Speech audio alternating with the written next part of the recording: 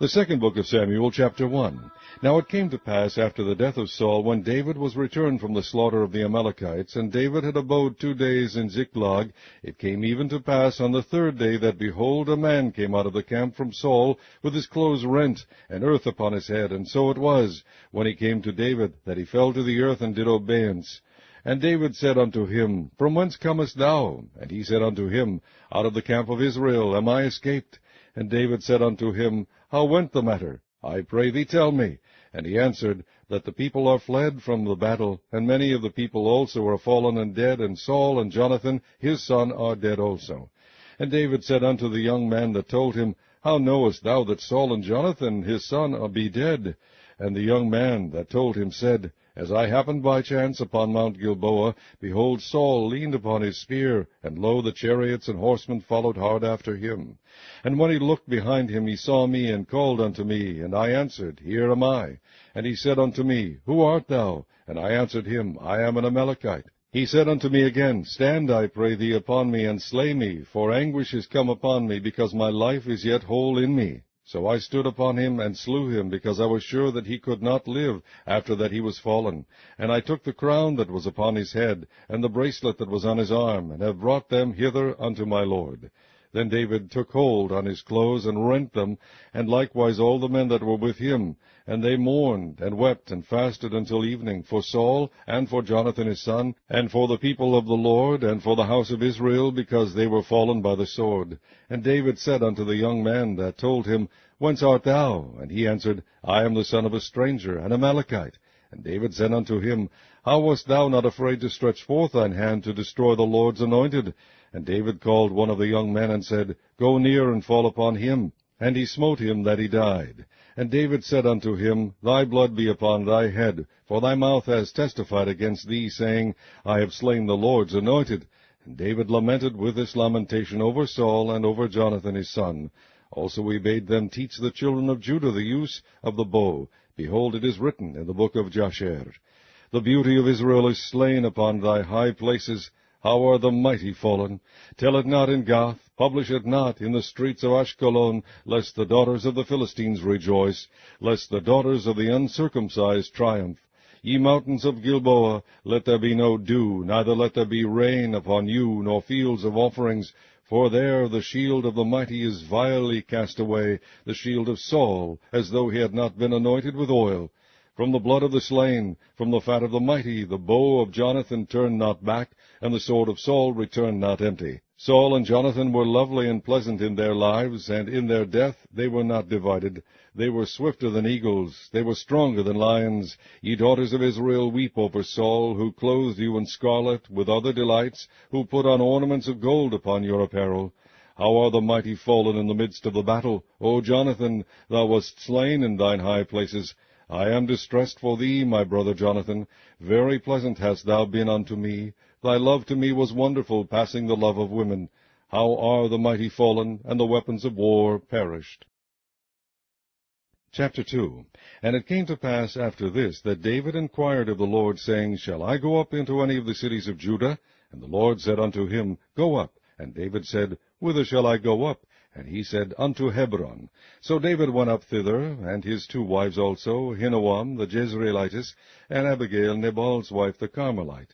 And his men that were with him did David bring up, every man with his household, and they dwelt in the cities of Hebron.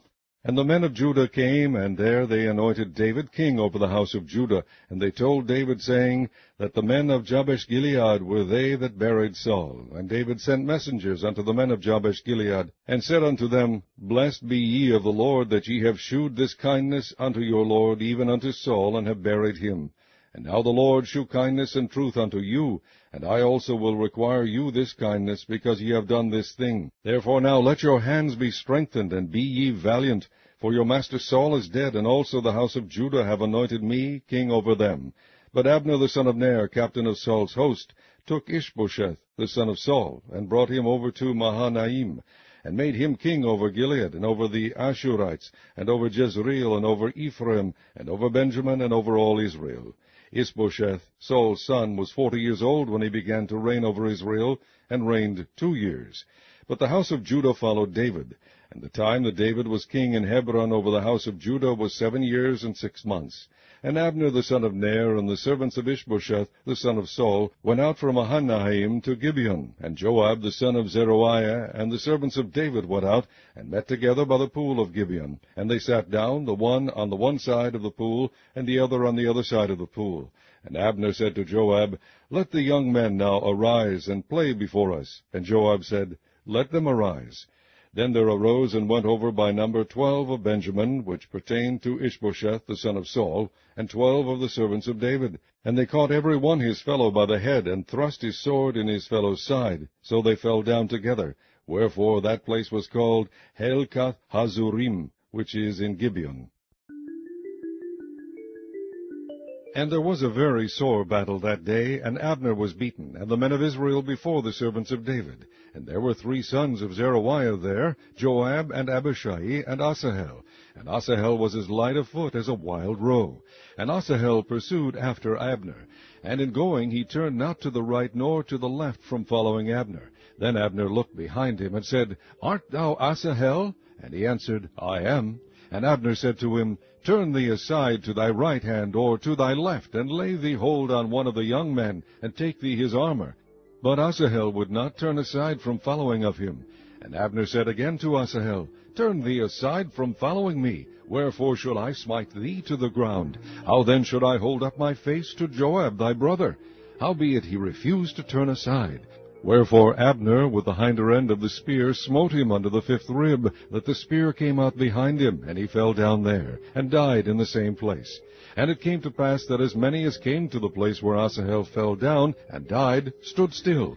Joab also and Abishai pursued after Abner, and the sun went down when they were come to the hill of Ammah, that lieth before Giah, by the way of the wilderness of Gibeon. And the children of Benjamin gathered themselves together after Abner, and became one troop, and stood on the top of an hill.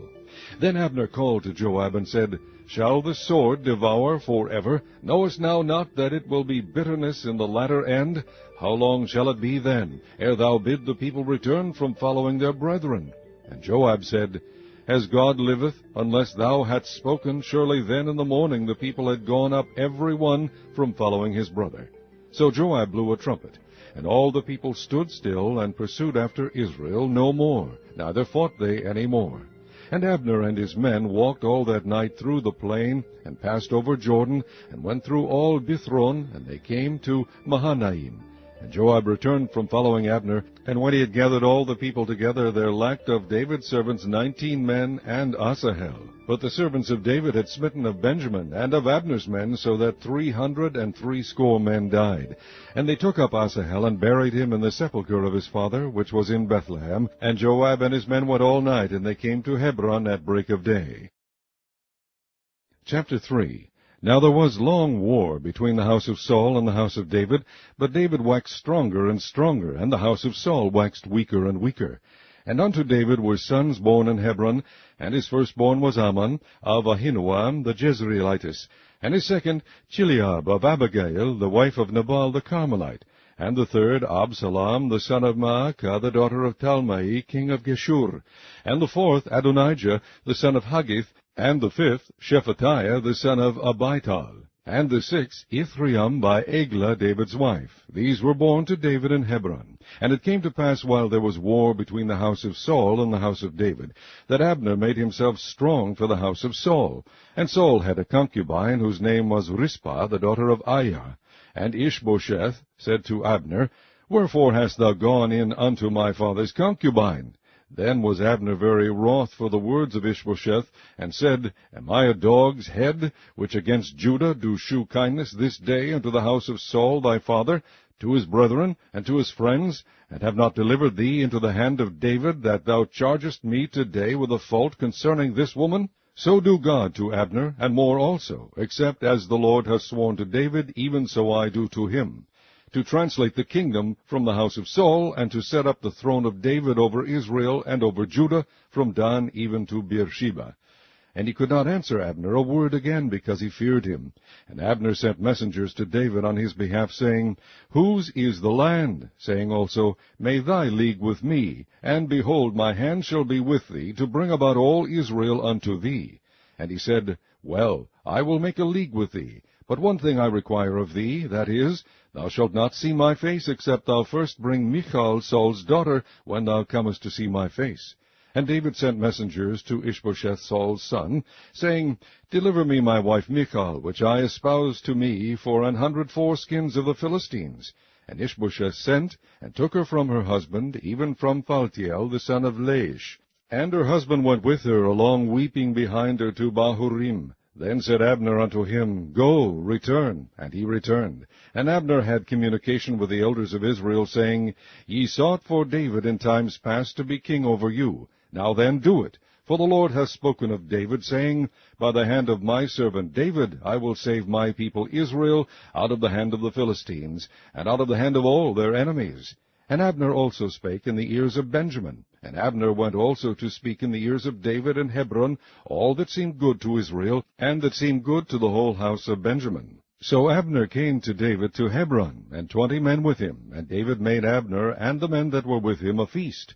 And Abner said unto David, I will arise and go, and will gather all Israel unto my lord the king, that they may make a league with thee, and that thou mayest reign over all that thine heart desireth. And David sent Abner away, and he went in peace.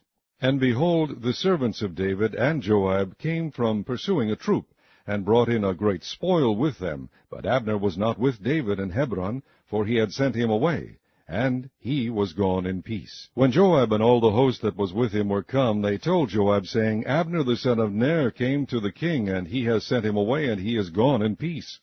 Then Joab came to the king, and said, What hast thou done? Behold, Abner came unto thee. Why is it that thou hast sent him away, and he is quite gone? Thou knowest Abner the son of Ner, that he came to deceive thee, and to know thy going out and thy coming in, and to know all that thou doest.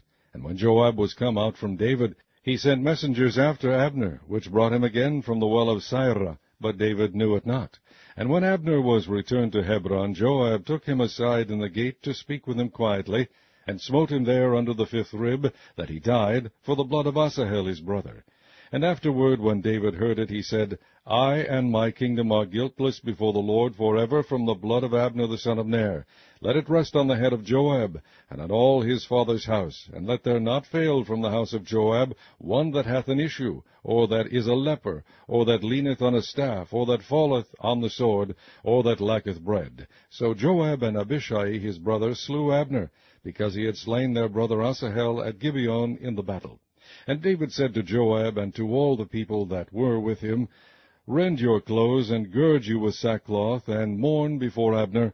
And King David himself followed the bier. And they buried Abner in Hebron. And the king lifted up his voice, and wept at the grave of Abner, and all the people wept. And the king lamented over Abner, and said, Died Abner as a fool dieth? Thy hands were not bound, nor thy feet put into fetters. As a man falleth before wicked men, so fellest thou. And all the people wept again over him. And when all the people came to cause David to eat meat while it was yet day, David sware, saying, So do God to me, and more also, if I taste bread or aught else, till the sun be down. And all the people took notice of it, and it pleased them, as whatsoever the king did pleased all the people. For all the people and all Israel understood that day that it was not of the king to slay Abner the son of Ner. And the king said unto his servants, Know ye not that there is a prince and a great man fallen this day in Israel? And I am this day weak, though anointed king, and these men, the sons of Zeruiah, be too hard for me. The Lord shall reward the doer of evil according to his wickedness.